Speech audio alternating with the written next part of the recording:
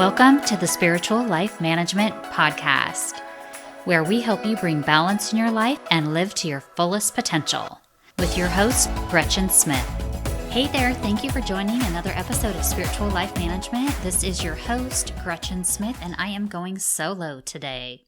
This episode is about coping with negative energies of the election, getting sucked into the media, and how you can cope with the events that have caused us stress or anxiety. I'll give you 3 proven techniques to help you overcome negative, stressful times that you can use regularly. So, this has been quite a week. I mean, an absolute historic week. I actually started recording this on Friday evening on the 6th of November. It has been going on for some days now. I purposely put off the episode I was going to post for this week. It seems the world is paralyzed by the election, and even I have become caught up in the time warp for a bit here and there. My husband just walked into my office exasperated. He works in a demanding job, and he has an accelerated master's program that he's going through. He has a lot on his plate. He looked at me tirelessly and said, "I wish this whole election thing was over so I could just focus again." And I'm sure many of us feel that same way too, right? Well, rolling back to Election Day evening, I received a message from a spiritual guru/mentor of mine who has had thousands of clients. I thought, this must be spam. She wasn't really sending me a message. Why me? But she was. She is a spiritual medium, channel, clairvoyant, intuitive healer, and so on. She honestly is the most gifted spiritual teacher I know of, and highly respected. She can do it all, and her accuracy is unbelievable. In her message, she said she was scrolling through her list of students, and out of all of them, 7 stood out to her, and I was one. She said she had been hearing from a lot of students and clients that they were incredibly anxious, full of unease. She said I have similar energies and abilities to her, and she wanted to know how I was doing because she wasn't feeling this way for the election. I'm not much of a political person. I definitely have my own views, and I am open-minded to being educated on others as well. However, politics isn't for me. Even prior to this election, I find politics unhealthy, with negative energies, hidden agendas, and so on. Politics are a complete drain on my energy and time. I like politics about as much as I like spending time with 2 toddlers that are throwing tantrums and fighting over toys.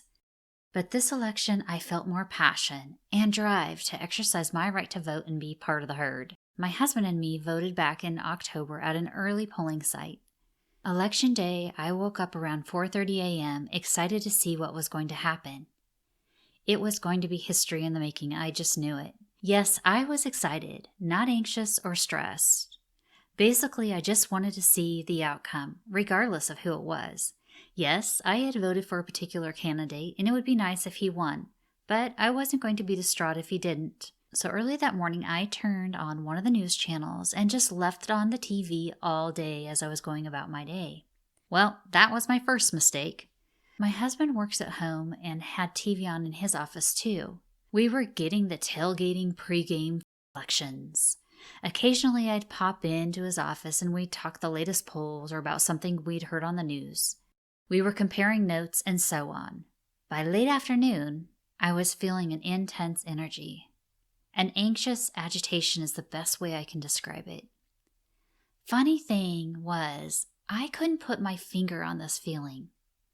I'm a pretty calm person. Even in serious, stressful situations, I'm usually the one telling everyone it will be okay and looking for the silver lining of the worst-case scenario. But this feeling was kind of like I knew a train wreck was coming, but I'd be okay. Yet still bracing for the crash, and it might be a total loss. And then it was time. Polls were starting to close. Game time. I'm glued to the TV wondering who's going to win Florida. It just keeps dragging along and along. It's quite a nail-biter. I'm thinking, is it ever going to end? And now it's only 7:46 p.m. Central Time, and that's when I get the message from the spiritual teacher on the Pacific Coast. She said, "How are you feeling today?" I thought, this is weird. Why is she asking me of all people? I follow her and I take some of her classes every now and then, but we don't message each other, ever. I read on. She said, I've been hearing some crazy stories of many people with major anxiety, but I'm not feeling it as much. So I was looking through the list of my students and your name popped out as someone who is similar to my abilities. So I was just wondering, how are you feeling the energy today? She continues, we are both super sensitive, but not so sensitive that we can't handle anything, you know? Well, that's very true of me. She said, just wondering if you're feeling it. Then she said, sorry to bug you. She went on and she said out of 1,797 people on her list, she was called to reach out to me and 6 others. Well, needless to say, I was shocked that I popped out to her and she wanted to get my take on finding out how I'm feeling the energy. I have always known I felt energies, but not necessarily on her level. I was sort of honored and then instantly embarrassed because I was feeling anxiety and ungrounded. I wrote back and I shared that, and I told her how I was feeling. But I also explained that I knew better. I was ungrounded and glued to the elections. You see, I fell into the abyss. I subjected myself to endless hours of media. Media is basically all negative energy. Yes, empaths, intuitives, and regular people feel energy from TV and forms of media. Even on a normal day of news, there is usually only one little segment of good news, usually at the very end of the show. On a normal day, I watch about maybe the first 5 to 10 minutes of news to be informed on the most critical events and then turn it off. I simply want to be informed and then detach from the negative energy. With the elections, I didn't protect myself. I got sucked in. The message I received was right on time. It was the wake-up and the moment of self-awareness that I needed. I took a few minutes to gather myself after I received the message. I did a little grounding work, went and got my favorite grounding bracelet, meditated for a few minutes, and felt so much better. I was asking myself, why the heck didn't I do that earlier? I went on a bit, only to get sucked back in later that night. Yep, can you believe it? It happened. It happened again. They say the first step is admitting you have a problem. Well, Houston, I have a problem. This cycle repeated itself over the past few days. I'd engage in the news, and I discovered that DirecTV Channel 200 will play 4 news stations all at once. How cool is that? Not. I'd get so consumed. Crawl my way out, turn off the TV, go about my day, and then find myself back in front of this again. I was in an ugly cycle. Then I attended a meeting. No, it wasn't AA or News Watchers Anonymous, but a webinar on grounding, cutting ties, and social media imprints. And this was all basically by synchronicities. It just popped up. The timing was perfect. I love how the universe provides in divine timing. I am now refreshed, clear, and I'm back from the dark energies of the news media.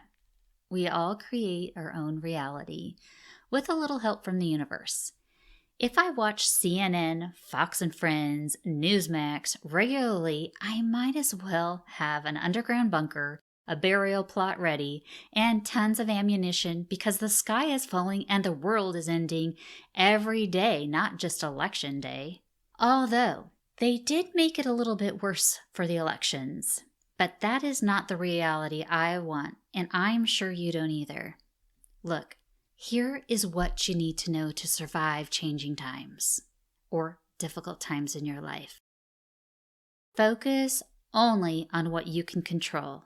Yes, focus on what you can control, because you can't control the president, the Senate, or the House. You will be in so much more peace despite the outcome of the elections. When we are worrying, anxious, or stressed out, take a deep breath. Bring yourself back to center and examine what you truly have control over. You can control how you react to situations, your attitude, how you should best spend your time for your highest good, and so on.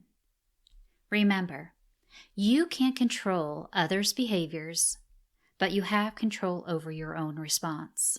You may not be able to control people or outcomes, but you can be a role model or a positive influencer. You can control how much media, social media, radio, TV, etc. you are exposed to. After you have identified what you can control, it's time to let go of the rest. You can do this with a little ritual.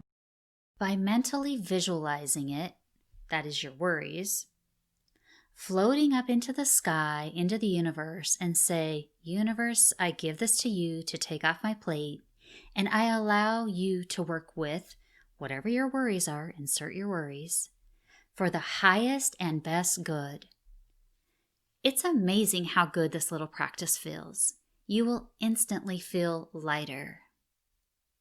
Here is a little quote for inspiration. Incredible change happens in your life when you decide to take control of what you do have power over instead of craving control over what you don't. Anonymous. Another wonderful thing that you can do is make a plan. Create a plan to keep you relaxed and peacefully engaged in healthy, productive activities. Schedule time to work out or take a walk outside.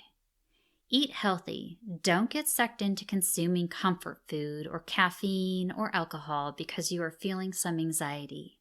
The short-term temporary feeling just isn't worth it. Also, work on a project or take up something meaningful and calming to occupy your time. Avoid people, news, or topics that will require you to engage in heated conversation or topics. Get plenty of sleep or rest, and meditate if possible. Get involved and make a difference if there is a cause that has you up at night. This is a great way to funnel your energy into a positive way that contributes to a greater good. Another wonderful thing that you can do when you're feeling stressed out or anxious or having a difficult time coping is to be present and be self-aware. When we are consumed by stuff happening in our life like elections, work deadlines, or school projects, and then we go into the abyss, we forget to be present and self-aware. It happens to the best of us, even me. If we frequently take little moments during our day to do a self-check-in and be aware of how we feel, we can make little adjustments to feel better. The key is to adjust before you are overwhelmed with anxiety or stress. It's much harder to get grounded once you've been flooded with negative energy or thoughts.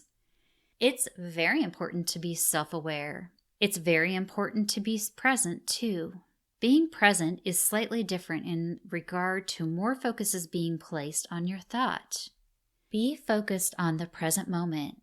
Notice what is happening around you. What thoughts you are thinking. Are they of the present moment? Remember, the past is in the past, so leave it in the past. And the future is a story you are creating in your mind that hasn't happened. It isn't reality. These stories are often fear-based, negative, worst-case scenarios. Future-based anxiety and stress is often like pouring gasoline on a smoldering fire. We all have stories we create. Take a moment and just pause. When was the last time you did this? When was the last time you created a story that wasn't true? I know I can't be the only parent that is laid in bed at night because their child didn't come home on time.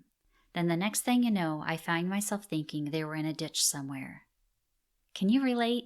I'm sure you probably had that thought if you're a parent. One thing we can do when these stories creep up on us is ask yourself, is it true? The answer is almost always no. Another technique is to simply acknowledge your thought. See it as just that, a thought, and not reality in the present moment, and let it go. Move on. I spoke to my sister on Friday evening. We are a few days deep into the election drama at this point. She called, and I said, "Hi, how are you?" She said, "I'm fine now, better than I was on Tuesday." I said, "Oh, what happened on Tuesday?" She said, the election? Like I've been living under a rock.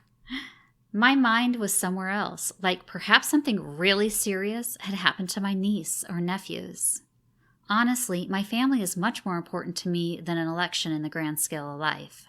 Personally, I had left the election drama in the past and gave it to the universe. But right off the bat, the topic was back. We chatted a while. She told me she was pretty stressed out of the election, and I told her I was getting ready to prepare a podcast on the topic. Knowing it may be a loaded question, I asked her what was stressing her out so much about the election. I was just curious and I wanted another perspective when I asked. By the way, she's a staunch anti-Trumper. To the point I purposely avoid politics with her because her opinions are so strong and sometimes negative. My sister began to tell me several worst-case scenarios if Trump were to be elected. These were mainly stories she had created during her worry sessions. I suppose they could be a reality if he was elected, but slim chance. She told me one specific long-range, years down the road worst-case scenario. I said, wow, I had never thought about that. Then I thought, wow, how much time the rabbit hole is she spending? Did I spend that much time down the rabbit hole? How about our society? How much time are we all wasting coming up with stuff to stress ourselves out with? What type of toll is this taking on our society? I literally just watched hours and hours of 4 different news channels crunching numbers and creating stories or scenario after scenario after scenario on paths to 270. It was like riding a roller coaster that would never end. Unless you've turned off the TV, of course. Our loved ones are doing the same thing, creating scenarios. Our whole country is vibing off this low energy. By being present in this present moment, by not going down the rabbit hole, by not drinking the Kool-Aid, becoming self-aware, and having a healthy game plan focused on what you can control, our life can be so much more fulfilling, and we can create our own reality. Also, this takes practice, but with practice, you will find you can use this in many difficult or stressful situations in life. Even I, who knows better, got stuck in this week's events. So be gentle with yourself. I want to leave you with this wonderful quote. You can influence, direct, and control your own environment. You can make your life what you want it to be. Napoleon Hill. So, when you catch yourself becoming anxious or slipping into the abyss of media, worst-case scenarios, current events, or family drama, remember, focus on what you can control. Make a plan. Be present. Be self-aware. Together, with practice and focus, we can flip the energy and be high-vibing. Thanks for listening to the Spiritual Life Management Podcast. I hope you enjoyed this episode. Please take a moment to like, subscribe, and share. It really helps us reach more listeners. If you want to connect, please drop your comments below or visit GretchenSmithCoaching.com. You can also follow me on Instagram at Gretchen Smith Coaching or Facebook at Spiritual Life Management. Additional information on this episode can be found below in the show notes.